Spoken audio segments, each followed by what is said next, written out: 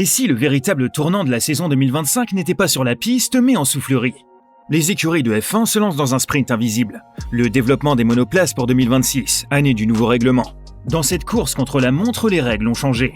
Chaque saison, la FIA remet les compteurs à zéro à 2 reprises. Une première fois au milieu de l'année, une seconde à la fin. Objectif, rééquilibrer les chances de développement entre les équipes, en fonction de leur classement au championnat. Plus vous êtes bas dans la hiérarchie, plus vous obtenez de temps en soufflerie et CFD. Un coup de pouce assumé pour éviter que les gros cylindrés ne creusent un fossé trop profond. Et pour ceux qui galèrent, une vraie bouée de sauvetage technique. Ce système, baptisé ATR pour Aerodynamic Testing Restrictions, existe depuis 2021. Mais cette saison, pour la deuxième fois depuis sa mise en place, il va influencer directement la manière dont les équipes préparent un changement de règlement majeur. Et c'est là que ça devient stratégique. Quand tout est à réinventer, chaque heure de soufflerie devient précieuse. Le dernier reset a eu lieu juste après le Grand Prix du Canada, le 22 juin, à la fin de ce qu'on appelle la 3e période de test aérodynamique, ATP. Depuis le lundi précédant le GP d'Autriche, chaque équipe travaille donc sous un nouveau quota de développement. Alors qui y perd? Qui y gagne? Et surtout, comment cela redessine la grille 2026? La réponse tout de suite. Et si vous suivez la F1 de près, n'hésitez pas à vous abonner, parce que cette vidéo va vous montrer que l'avenir de vos équipes préférées se joue peut-être loin des circuits. C'est parti! C'est l'ironie cruelle du système ATR. Plus vous progressez, plus on vous freine. Et Williams est en train d'en faire l'expérience. Portée par la nouvelle direction de James Vowles, l'écurie anglaise s'est lentement mais sûrement extirpée du fond de grille. Après une saison 2024 morose conclue à la 9e place, elle pointe aujourd'hui 5e du championnat, à mi-chemin de l'année 2025. Un bond spectaculaire mais à double tranchant. Car en récompense de cette montée en puissance, Williams écope désormais de la plus grosse réduction de temps de développement aérodynamique de toute la grille. Moins de soufflerie, moins de CFD, un handicap pour 2026. Mais dans les faits, Williams a peut-être un coup d'avance. James Vowles a anticipé le virage vers 2026. Il estime que la perte de soufflerie ne changera rien au résultat. L'équipe sait où elle va et y va vite. Alors oui, sur le papier, Williams est le grand perdant de cette redistribution. Mais dans les coulisses, c'est peut-être l'équipe qui a le mieux anticipé le virage. Et ça, dans une F1 où chaque mois compte, ça peut tout changer. Mercedes, elle, n'a pas encore retrouvé les sommets, mais elle paie déjà le prix de sa remontée. Avec une saison 2024 frustrante conclue à la 4e place, l'équipe allemande avait débuté 2025 avec un net avantage en soufflerie. Grâce à son classement moyen, elle bénéficiait de 85% du quota ATR, bien plus que Red Bull ou Ferrari. Mais cette bouffée d'air n'aura duré qu'un temps, car à la mi-saison, Mercedes avait repris la 2e place du championnat, juste avant le nouveau calcul des quotas. Résultat, quota a baissé à 75%, pour un avantage éphémère.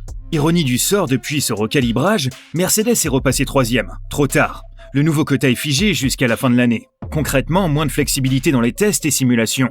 À l'approche de 2026, chaque heure de soufflerie compte. Mais Mercedes n'est pas à plaindre. Portée par un bon début de saison et les erreurs des autres, elle s'est replacée dans la lutte. Reste à savoir si ce recul en développement ne deviendra pas un boulet dans la bataille technique de l'hiver. Pour le cas d'Audi, il s'en est fallu de peu. Quelques semaines à peine, l'écurie aurait pu décrocher le jackpot. En 2024, l'équipe, encore sous bannière Sauber, avait terminé bonne dernière du championnat. Une performance catastrophique sur le papier, mais qui s'est transformée en opportunité. Car début 2025, grâce à ce classement, Audi a démarré avec le maximum d'allocation ATR, 115%. Un luxe rare, idéal pour repartir de zéro. Mais voilà, cette dynamique a changé trop vite. Juste avant le recalibrage de mi-saison, Audi a frappé un grand coup avec une mise à jour technique massive introduite en Espagne. Résultat, un bond spectaculaire dans la hiérarchie et un passage éclair devant Alpine. Mauvais timing. Au moment du reset, l'équipe ne pointait plus dernière, mais avant-dernière. Quota réduit à 110%. Un détail? Pas vraiment, alors qu'Audi prépare sa première saison officielle. Heureusement, cette perte reste minime. Et surtout, elle arrive alors qu'Audi est en pleine ascension. Audi est 6e du championnat, avec une dynamique solide et une transition bien gérée. Dans un contexte où l'image et la crédibilité comptent autant que les résultats, cette montée en puissance vaut peut-être plus qu'un quota. Soyons lucides, ce ne sont pas 5% qui feront ou déferont le projet Audi. C'est ce qu'ils en font. Parfois, le problème ne vient pas du règlement, il vient de ce que vous êtes capable d'en faire. Haas, fidèle à sa réputation d'écurie minimaliste, se retrouve cette année dans une drôle de situation. À la fin de la saison 2024, elle avait terminé 7e du championnat. Un résultat discret mais encourageant. Et au moment du recalibrage ATR de mi-saison 2025, elle pointait à la 6e place. Allocation revue à la baisse, logiquement. Sauf que dans les 2 courses qui ont suivi, Haas est retombée à la 9e place. Avec un peu de patience, elle aurait eu un quota plus généreux pour préparer 2026. Mais voilà, le reset est tombé au mauvais moment. Et Haas devra finir l'année avec une allocation moyenne, ni avantageuse ni pénalisante. Cela dit, soyons francs, même avec plus de soufflerie, Haas aurait-elle pu en faire davantage?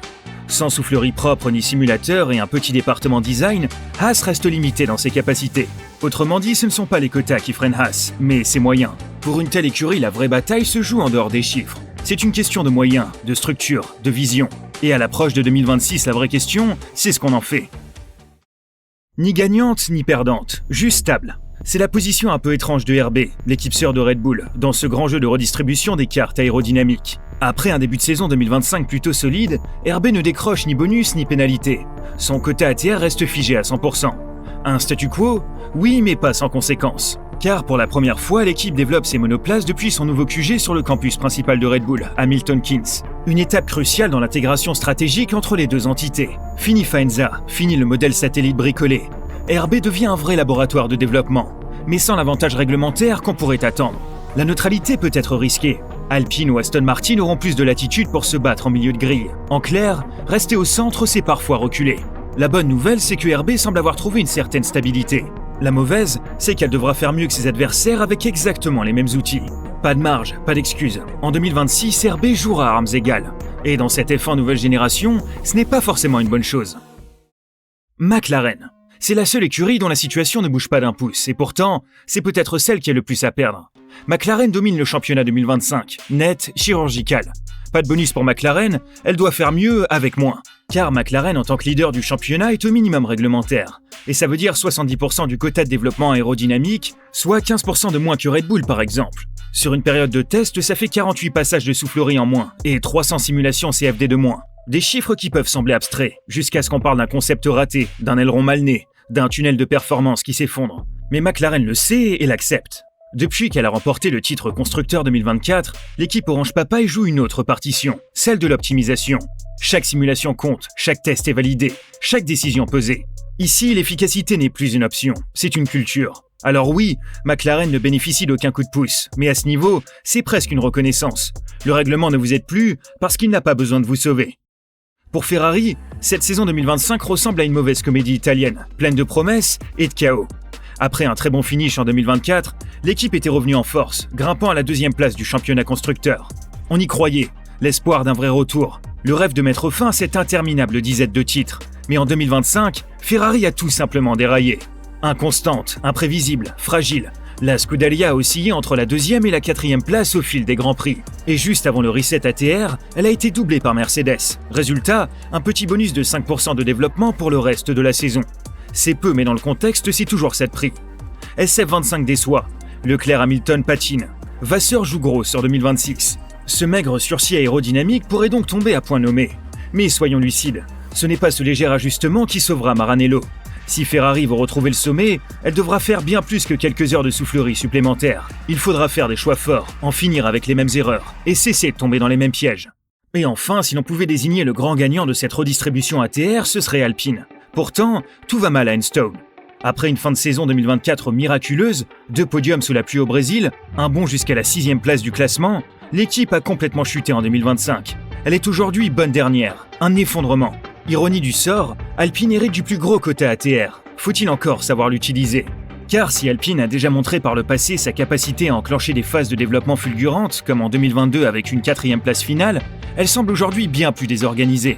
Changement interne, moteur incertain, tout est flou. Le potentiel est là, l'exécution, elle reste floue. À l'opposé, Cadillac fait son entrée dans le grand bain. Arrivée tardivement dans le processus, la nouvelle écurie américaine a bénéficié d'un vide réglementaire temporaire. Pendant plusieurs mois, elle a pu faire autant de soufflerie et de CFD qu'elle le souhaitait. Théoriquement, un avantage décisif. En réalité, Cadillac manque de moyens et accuse un gros retard, malgré un quota maximal. Leur seul avantage finalement, c'est de ne pas être pénalisé davantage. Si Cadillac se hisse au niveau des autres en 2026, ce ne sera pas grâce au règlement. Ce sera une prouesse, un exploit, une naissance dans le chaos. Voilà, c'est tout pour aujourd'hui. Si cette plongée dans les coulisses de la F1 vous a éclairé, pensez à vous abonner, à liker et à partager la vidéo. Dans cette guerre technique, ce sont les détails qui font la différence.